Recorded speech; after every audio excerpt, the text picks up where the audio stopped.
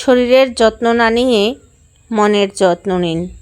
কাউকে কথা দিলে কথার মূল্য দিন। পৃথিবীতে মানুষ চেনা অনেক কঠিন, আবার মানুষকে চেনা কিন্তু সহজ নয়।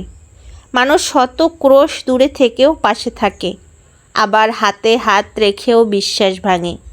মানুষ গভীর ভালোবাসাও গোপন রাখে, আবার প্রতারণার ইচ্ছা নিয়েও অকপটে বলে দেয়, আমি তোমাকে ভালোবাসি। মানুষ থাকবো বলেও হারিয়ে যায়, আবার কেউ চলে যাচ্ছি বলেও বারবার পিছু ফিরে তাকায়। কেউ কেউ আলোর পাশাপাশি অন্ধকারেও পাশে থাকে, কেউ আবার ভালো থাকা কেড়ে নিয়ে লিখে দেয়, ভালো থাকো। এক চোখে অপেক্ষা, অন্য চোখে শূন্যতা, তবুও বিশ্বাস রাখি। আজ আপনি আপনার প্রিয় মানুষটিকে অবহেলা করে খোঁজ নিলেন না। সে আজ রাতে না ঘুমিয়ে কষ্ট পেয়ে কান্না করলো। আপনি তাকে যতই ভালোবাসুন না কেন, তার এই কান্নায় আপনি এক ধরনের ভালো লাগা অনুভব করবেন। পরের দিনও আপনি তাই করলেন, আবার সেই খেয়ালিপনা। এবার তার খোঁজ নিয়ে জানতে পারবেন সে চোখের জল ঝরাতে ব্যস্ত।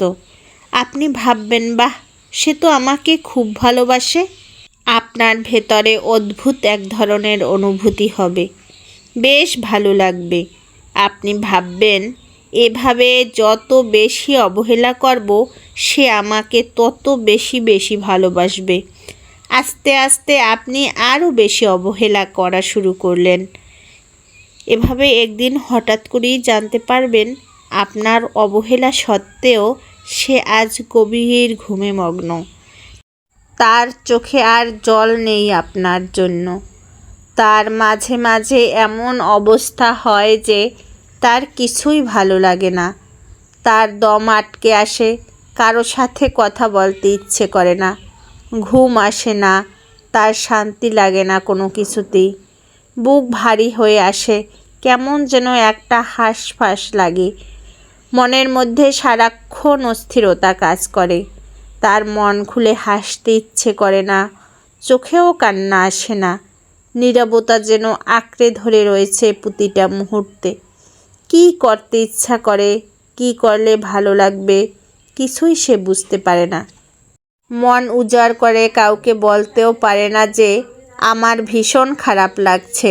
কাউকে বলতে পারে না যে আমার একটু শান্তির প্রয়োজন, ভীষণ প্রয়োজন।